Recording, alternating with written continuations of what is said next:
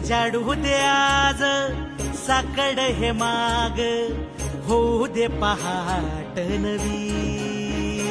आता होऊन जाऊ दे साऱ्या जगाला पाहू दे, पडू दे पाऊल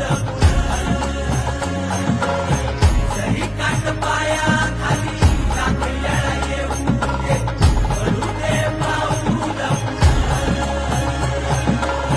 मोठी लढाई र लढू मातीसाठी र गड्या, मनगटाच जोर लावून.